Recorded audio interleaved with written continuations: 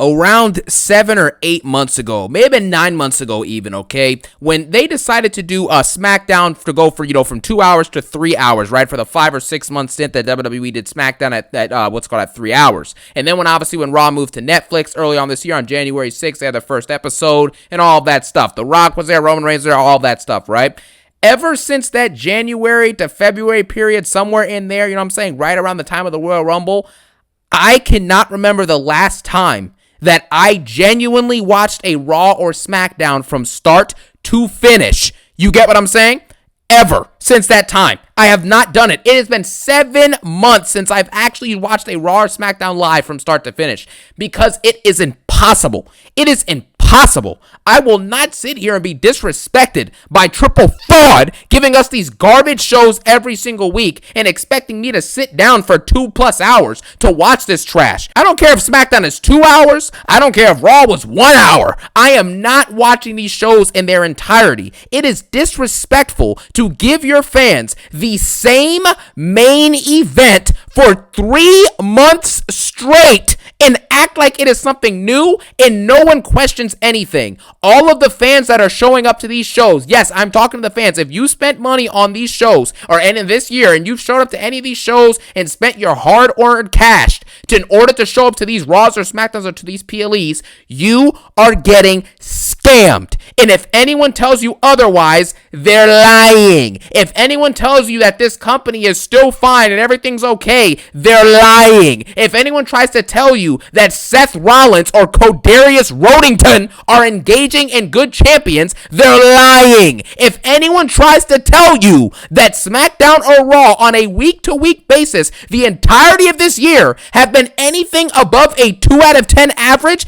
they're lying. This product is dying. That rhymed with the play at the game, you know what I'm saying? However, the game, Triple Fraud, we're gonna give you the same Bronson Reed versus Jey Uso match for 9 weeks, and you're gonna like it. Anyways, back to what I was saying. If you actually have spent hundreds or thousands of dollars to go to these live events this year, these live shows, you are being scammed and you have wasted your time and you have wasted your money. I don't care what anybody says. If you continue to give this company money while they're doing this, it's embarrassing. It's embarrassing, man. And everybody should understand it at this point. This company does not deserve a dime from any of us. Any of us, bro. Any of us at this point. This is a scam, bro. It's a scam. I love making these vids and I love interacting with you guys in the comment section. You know what I'm saying? Making these vids, I love it. It's my passion. So I'm not going anywhere. Don't get that mistaken. But this company is headed somewhere down. It's heading nowhere fast. Well, actually, it is heading somewhere. It's heading down and it's heading down to die. And that is the simple fact of the matter. We have to call things like they are. The product is terrible. It just is. Nothing happens on these week-to-week shows. All the promo segments are complete garbage. Nobody cares. Nobody cares. And I am aware. You know what I'm saying? Roman Reigns did return tonight, and that is great. Roman Reigns is one of my 3 or 4 favorite wrestlers of all time.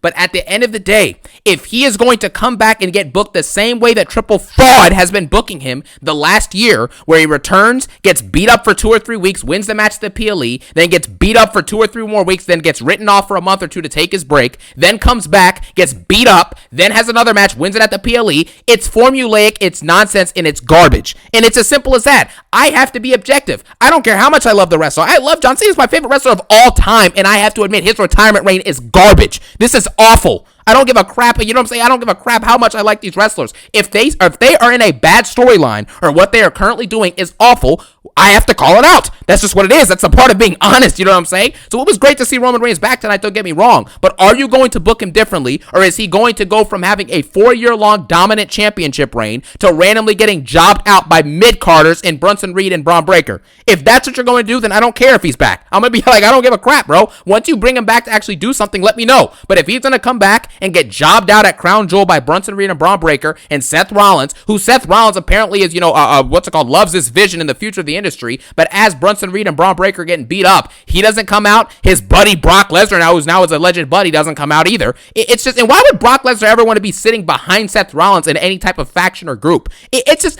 listen, All of this stuff can be critiqued. It doesn't make any sense, but I do respect Roman Reigns. I love Roman Reigns, and I appreciate Roman Reigns because he is the only guy in the last 5 to 10 years who I can actually consider as one of the all-time greats because of what he's done as a storyteller and actually done as a performer. But outside of Roman Reigns, and even with his booking right now, this OTC arc is trash. So, I mean, you know what I'm saying? Like, it's give and take at this point, but it was great to see Roman Reigns back, and I'm sure he'll be on Raw next week, so that's cool. And when you watch this show and you see all these promos and segments and matches, and none of it has any soul. It has no life. It's nonsensical. Most of it makes absolutely no sense. Nearly all of it. It's monotonous. It's boring. It's lifeless. There's no effort or creativity put in by Triple Fraud, who's likely not even backstage while this show is taking place. And I will not sit here and watch this stuff for 2 to 3 hours just to find out that Jey Uso splashed Bronson Reed. Yeah! You know, the show ended in a brawl. Like, dude, stop. This is a disaster class, man. Everybody should already know this at this point. So we're going to talk about this show in which absolutely nothing happened. We started off with Rhea Ripley coming out, and, you know, instead of her talking about how she's going to take back a title that she never lost, yeah, she actually had to cut a promo on Asuka and Kairi Sane. You know, this story that they've been trying to build for, like, I don't even know, the last, like, month or two at this point, okay? She had to try and build that and try and make us hype in order for this, you know what I'm saying, in order to build excitement for this next show at Crown Jewel where they're going to fight the Kabuki Warriors, okay? Nobody got more hype after this segment, at least I didn't. This promo was trash. It wasn't even a promo. She talked for like 5 minutes, basically saying that normally I would fight it out with you guys like warriors, but the fact is, I don't think you're warriors anymore. I want to beat you up in this ring, so get out here. Rhea Ripley has not done anything interesting, cut a good promo, or told a great story since 1972. How in the world can you be this? This is the problem with wrestling today. These fans are programmed bots. They cheer and chant for mediocrity. If you are actually being honest with yourself, what has Rhea Ripley done in this last year or two to be getting the reactions that she is getting? I understand we have a lot of goons, and a lot of these people are just super obsessed with Rhea Ripley. They're obsessed with certain female wrestlers. It is what it is. You know what I'm saying? Your Tiffany Strattons, Liv Morgans, Rhea Ripley, etc. The list goes on and on. We know these type of people, okay? And that's their business. I don't really care about any of that. But the point is it is indicative of the current fan base of this company that we have to sit here and watch people who do not tell good stories. They don't wrestle consistently. They don't have engaging or good title runs. And on top of that, they don't cut good promos. They don't have great feuds. They have nothing to their name in recent memory over the last year or two, but yet they get cheered as if they're Stone Cold Steve Austin. It's embarrassing. I can't tell you the amount of times that I've seen Jey Uso come out and everybody's yeeting and dancing, and yeah, you can have fun. It's yeeting. That's great, man. Congratulations for that. But are we serious? Cody Rhodes, are we serious? 9 title defenses in nearly 400 days. And when we're chanting Cody Rhodes, Cody Rhodes, we are bots. That's what we're chanting. This is embarrassing, guys. The fans have accepted mediocrity so much so that every single bad promo, anyone who's just pushed into a main event spot gets cheered. Tiffany Stratton's WWE Championship reign has been on for what now, 9 months? Can you tell me anything memorable or amazing that has happened during this championship run? Thank you. What are we doing at this point? What has Rhea Ripley done this year that's been amazing, epic, memorable, or awesome or exciting? And I'm waiting. No one has answers to these questions. And if you do have an answer and you name one moment in 9 months from someone who's an alleged top superstar in the industry, that is not going to cut it. It's not going to cut it, man. The fan base has accepted mediocrity, and therefore we get mediocrity, and WWE and Triple Fraud has become complacent with this. The only reason they're complacent with this is because people are still spending their money and showing up to these shows and yeeting for Jey Uso and for all these other jobbers. It's not acceptable, man, and I have to call it out. I don't like, you know, just saying calling out the fan base and stuff like that, but something has to be said. When Seth Rollins came out to cut his promo, and you just have to sit here, he puts the, you know what I'm saying, he ends his entrance, the music stops, the crowd chants, whoa, and then they boo him, and they chant, whoa, and they chant CM Punk, and then they chant OTC, and they chant Cody Rhodes, Cody Rhodes.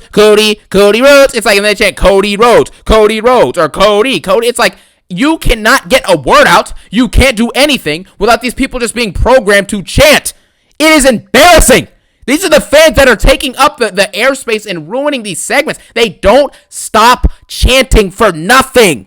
It's embarrassing. And this is why you have the upper card and mid card that you have. You don't have situations where people are actually earning their way into these top positions with either their excellent in-ring ability, their phenomenal storytelling work, their great promo work, their gimmick, their entrance, you know what I'm saying, their character building, their character work, or even just the fact that maybe they're just cool. You know what I'm saying? Like Jeff Hardy's just cool and he can wrestle obviously amazingly and he had that presence about him and that's great. There are certain wrestlers that have that. But in today's day and age, you have barely any of those people. And the fact that we have to sit here and listen to these fans chant for all of these jobbers is just sad. You guys understand? Like, listen, right? I'm not like an older guy. You know what I mean? I'm only 20 years old, but I can still tell you, I have gone back and watched footage from the Attitude Era. I've seen many Raws, many SmackDowns, many pay-per-views, and I'm sitting here and I'm looking at people like Stone Cold Steve Austin, The Undertaker, Batista. You know what I'm saying? Shawn Michaels. Obviously, I mean, I just grew up watching Shawn Michaels. Obviously, you know what I'm saying? Kurt Angle, Brock Lesnar, Jonathan Cena. Even in the current day, you can talk about someone like a Roman Reigns, who has been absolutely phenomenal the last 4 or 5 years. Besides this OTC arc over the last year or so, it's been awful because Triple H is booking him to get jobbed out every week.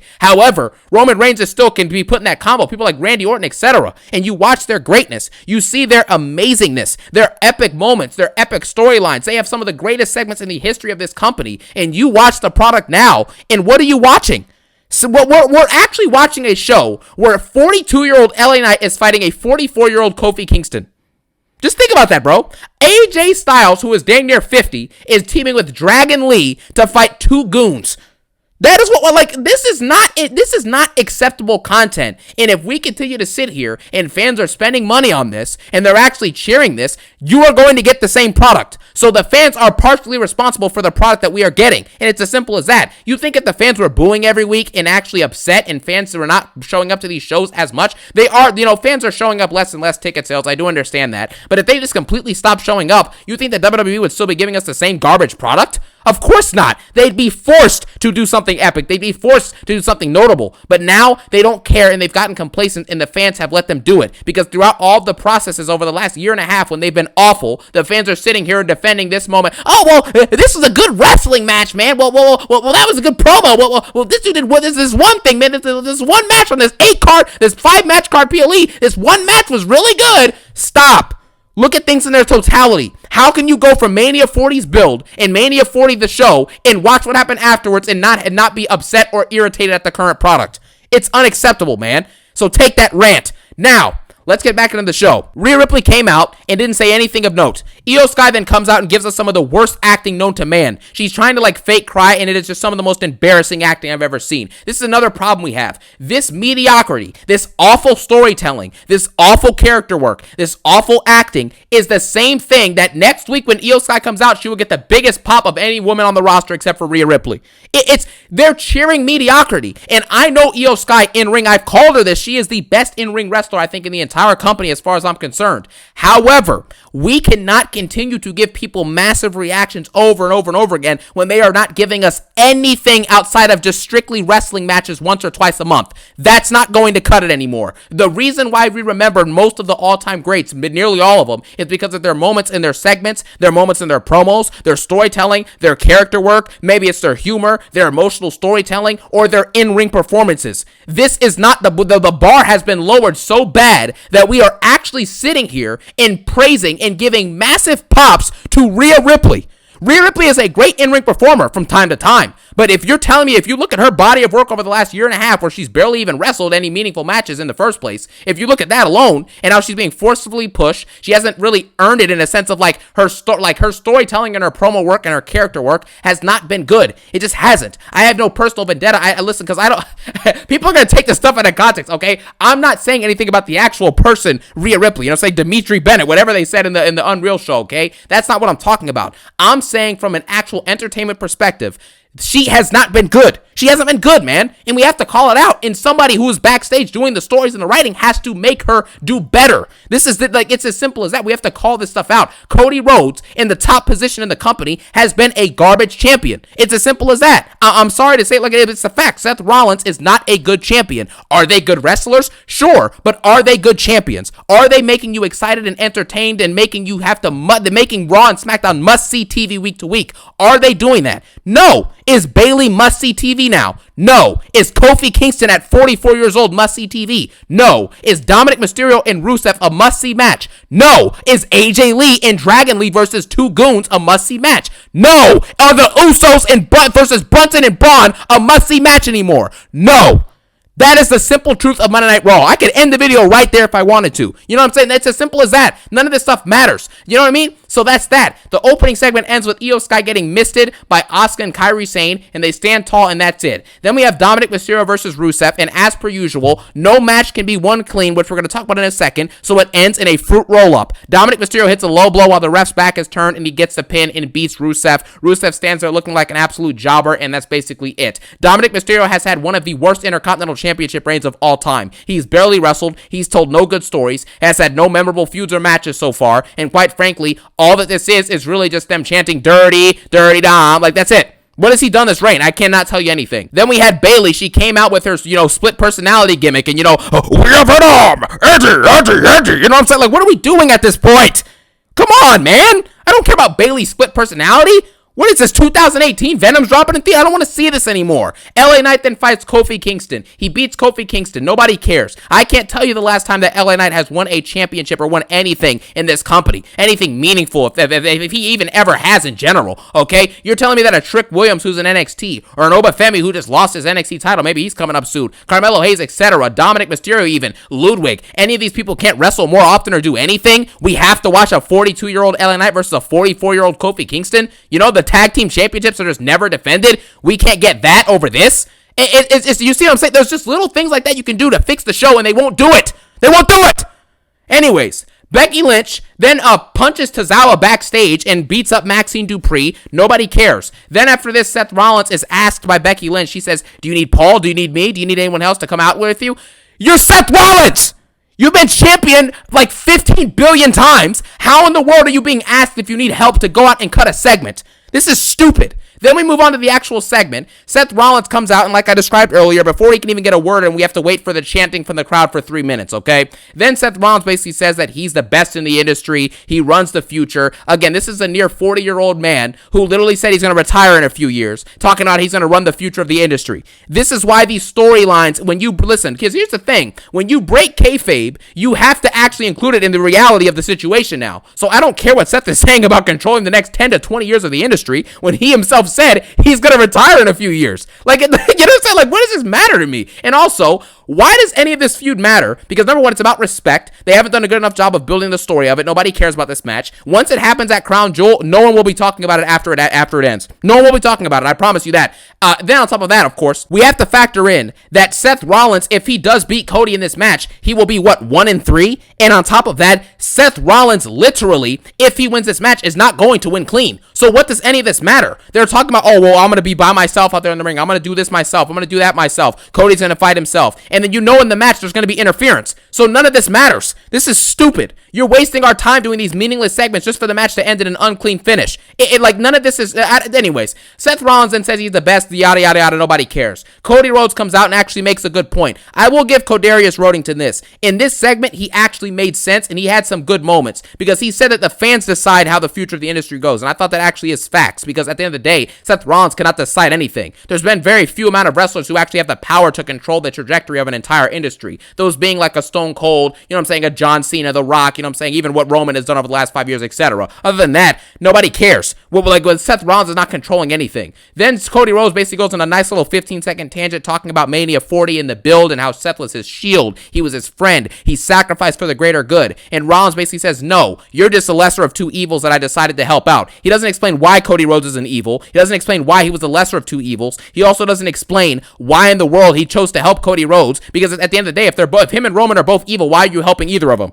You know what I'm saying? It's just, none of it makes any sense. Seth Rollins literally broke his knee and his back in order to save Roman Reigns. In order to stop Roman Reigns, I should say, okay? And then stop his faction and stop his tyranny, as he called it. Then he starts his own faction to start the same tyranny. It's stupid. How can anyone sit here and be entertained by this? I don't understand it, but I'm assuming it's the same fans that are going to shovel out $15,000 to show up to WrestleMania 42 next year in the 15th row for $20K. So that's that. We then move on from this. We got AJ Lee, which is a new thing they're calling it with Dragon Lee and AJ Styles. I kind of think it's funny that people have been calling it AJ Lee. It's pretty cool. So AJ Lee versus two El Grande Americanos. I didn't watch this match. I don't care. I'm assuming AJ Lee and, AJ and Dominic. I don't even remember who's in the match, bro. Nobody cares. Let's just move on.